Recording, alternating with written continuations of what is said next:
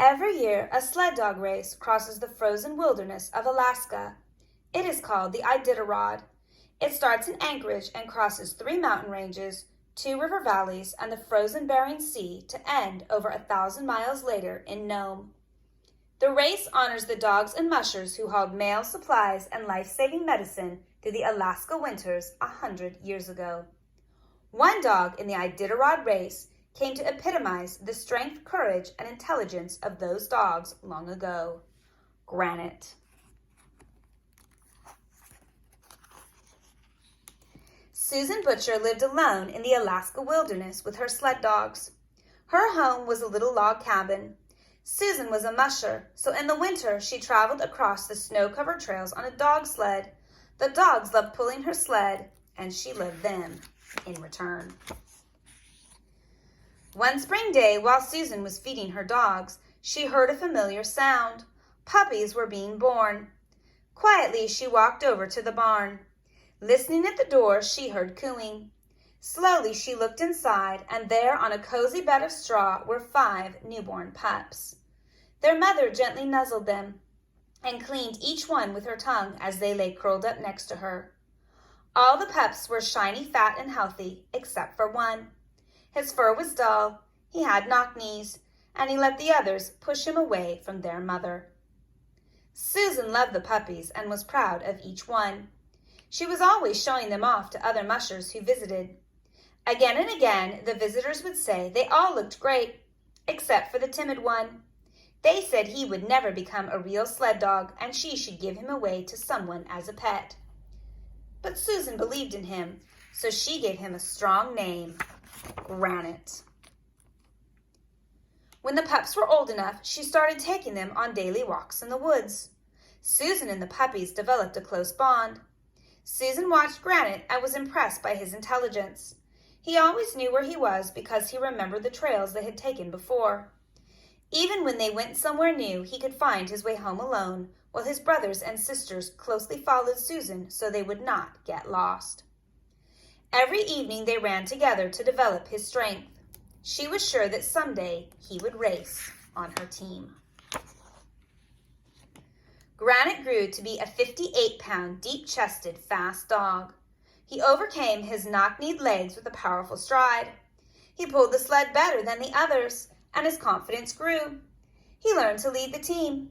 Leaders need to be able to guide the team over rough trails, find the way when they are lost, and run fast. Granite did all 3. After years of work, Granite became the main lead dog of Susan's racing team.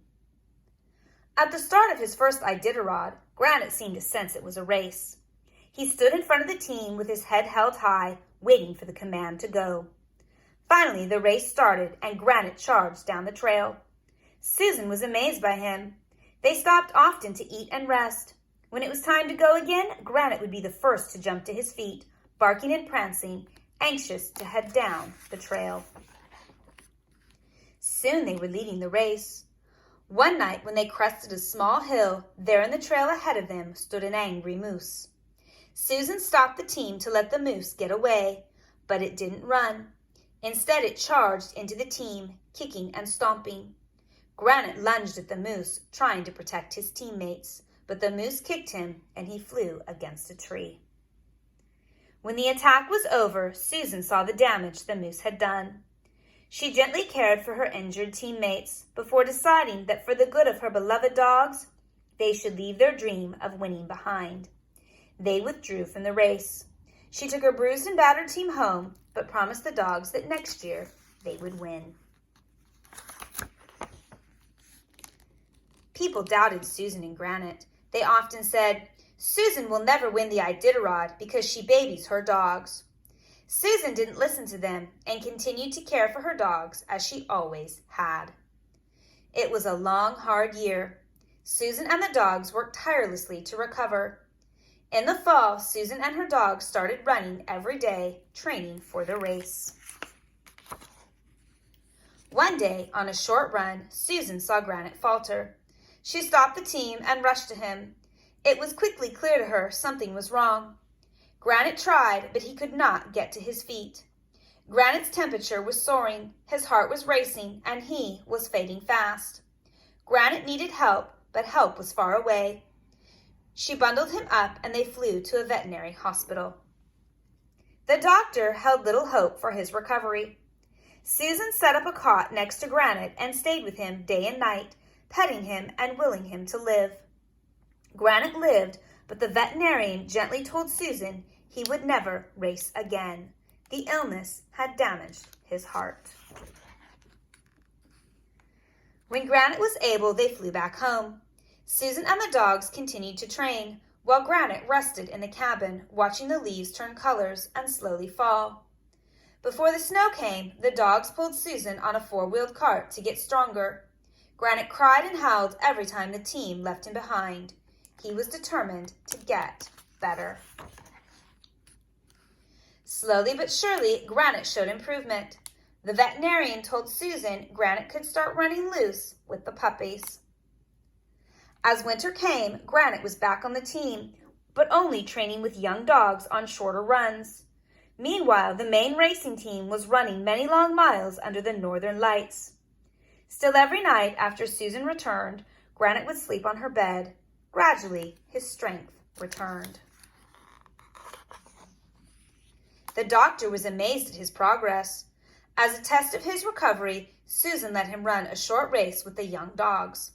Granite proved he was healthy by leading that team to victory. His determination, drive, and strength convinced Susan he could race the Iditarod again.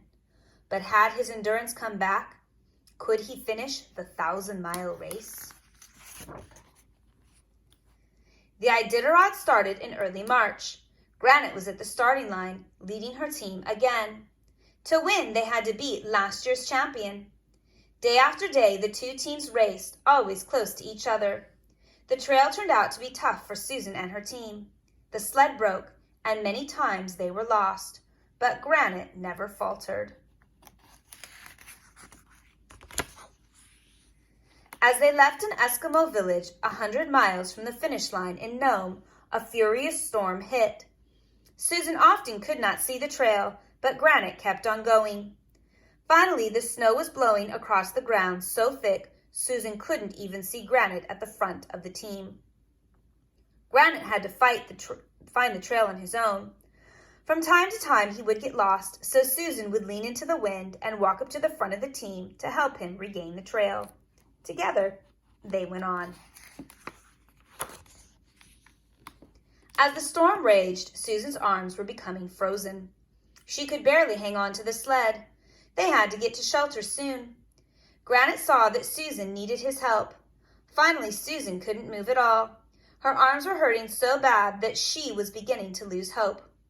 But Granite kept forging ahead. He knew Susan was in trouble, and it was up to him to get them through. The other dogs were following his lead. If he quit, they would too, and all would be lost. He kept going, step after step, on through the blizzard. Susan was quiet and hunched over the sled. This was it. Suddenly, they saw dim lights from the next checkpoint. They had made it through the blizzard. Susan and the team rested there, eating hot meals throughout the stormy night. In the morning, they ran the last 76 miles to Nome and won the Iditarod. All of the other teams in the race had been turned back by the storm and did not finish until 18 hours later. Susan and Granite had done it. They had won the Iditarod and set a new record time. The next 2 years they won again, with Granite proudly leading the team. With Susan's love and Granite's strength, they had become unstoppable. Now those same people who had not believed in them said, "It's no wonder they win the race, because she takes the best care of her dogs, and they take care of her." Epilogue. Granite won every race he entered at least once. In 1988, he became the only lead dog ever to win the Iditarod 3 times in a row. Granite retired from racing after Susan's 4th Iditarod victory. He traveled extensively with Susan and even went to the White House to visit the president. But his favorite place was always their cabin in the wilderness, where he watched the puppy teams head down the trails on their own adventures. Granite lived 17 and a half years and died in Susan's arms.